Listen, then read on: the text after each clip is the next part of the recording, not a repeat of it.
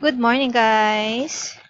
So, um, turo ko lang sa inyo paano mag-renew ng IMG accreditation license natin for 2070, especially for those na business partners natin. The members, you can opt naman not to renew, especially if wala kayo dun sa business acquisition program, okay? So, paano po ba mag-renew? So, you just go to your members page. Ayan. And then, punta ka sa kiosk 2.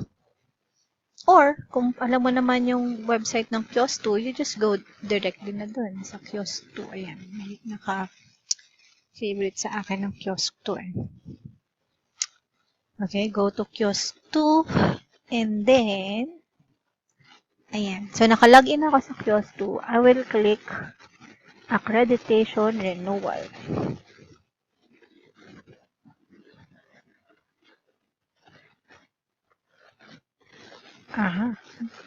Ayaw mag-click. Ayan. So, you just fill in the details needed. So, ayan, 2017. Search my agent code. Or, kung memorize mo naman, type mo na lang siya.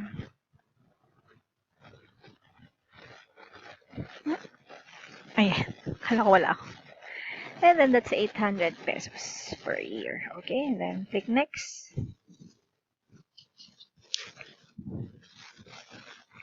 And then, you just renew the details, 800 ba? And then put your email. And then, pwede kang mag-debit card, credit card, or bank deposit or remittance. Maganda, kung bank deposit, i-deposit mo na muna bago mo ito gawin. Diba? So, yan.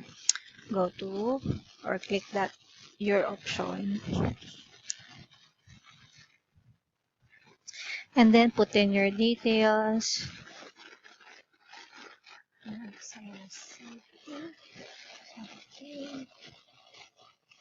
And then, your number. Click next step.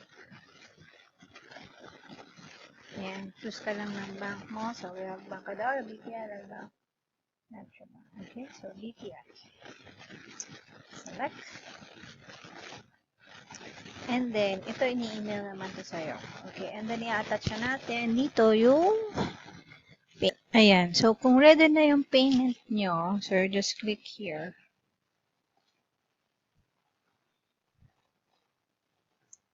Load. Please wait.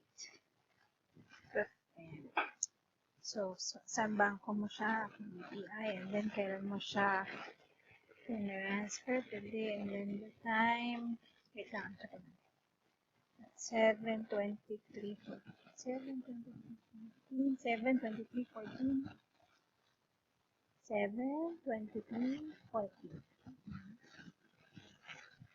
and then you upload the file. Okay.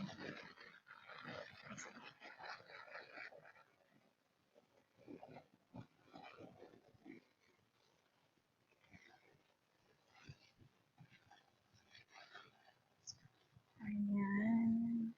Check ko lang kung tama yung time ko. And then, once confirmed na yung details, click submit. And then, yay! Accredited na ulit for 2017. Tuloy ang business. Thank you, guys! See you soon. Bye-bye. Have a Merry Christmas and a happy and prosperous New Year. Bye!